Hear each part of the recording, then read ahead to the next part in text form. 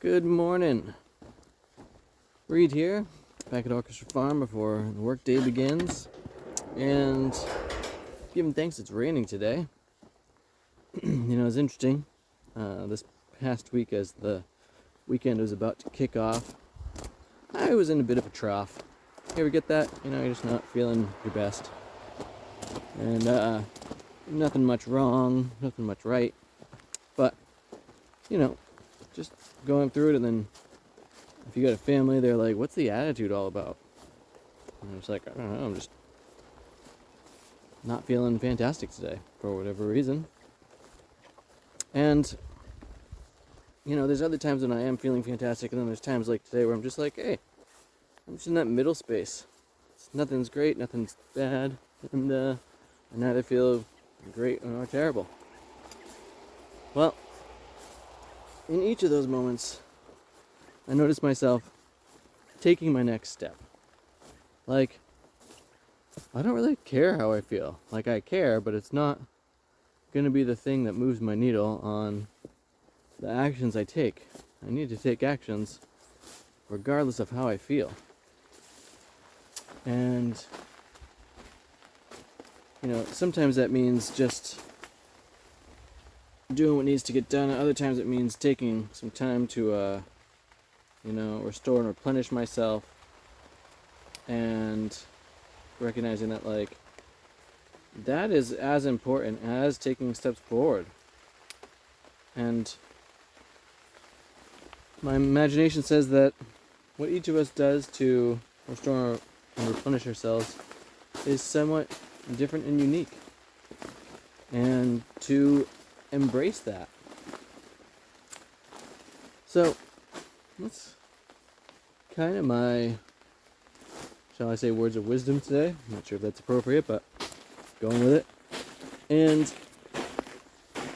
I've been really enjoying the process of taking what feels like really small steps, like sending out a message, recognizing that I have a lot of extra messages I need to be sending out.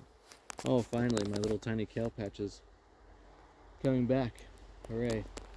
Oh, that's interesting. Somebody put out carpet again. Anyway, I wonder who did that. Because life isn't always about taking a giant leap. And it's important, for me anyways, to recognize that a lot of the leaps are actually just the accumulation of these small steps that are happening. I've got this album that I'm recording right now, and I'm recognizing I need to find a better EQ device to work with so that I can mix it better. I looked through some, I didn't find exactly what I was looking for, and so, but even just looking through stuff can be a step. With that, though, also recognizing that if you're always just looking through stuff, you might be in the analysis paralysis stage, which is not a step. And so when I'm doing things, I like to notice when I'm actually not making progress. I'm just on a treadmill in my mind or in some part of myself. And I'm pretty excited that over the weekend, while I was in this trough, I started making some shelves in my little workshop area, because I need to move a faux wall that exists in my veranda. Eventually I'll do a little video from there. And the faux wall is between my veranda and my workshop, and the veranda space is, essentially exterior to the house, although it's covered. And wow, a squash patch here. Check. It's raining right now, but this has been 3 weeks to a month of no watering.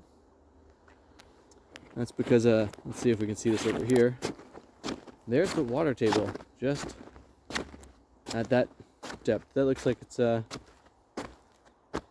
maybe 3 feet below where I'm standing right now. So the roots will get there. And anyway, I really have been wanting to build a rocket mass heater for some years now. And the veranda needing heat, I'm like, this is a perfect opportunity to put this project together. Now the water issue and the plants growing is kind of interrelated with this. Like, if we're always like giving everything it needs rather than letting it search out where the nutrients really are, it's kind of like you're denying the process of growth, of being able to do it for yourself. Mind you, I think it's important to have relations and mentors and helpers and all these other things, but that challenge of those roots getting down there is important to the health and vitality of things.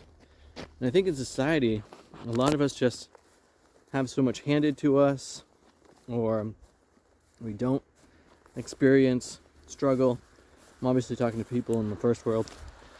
And with that, when a complication arises, I witnessed far too many people just like getting really bogged down with that and then not taking the next step.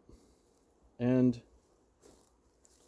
to me, I have noticed over my life that being challenged in different ways, yeah, at first I might get down about it for a moment, but then I notice myself rising to the occasion, and just how amazing it is to succeed through the challenge. Like, it just feels so much more empowering.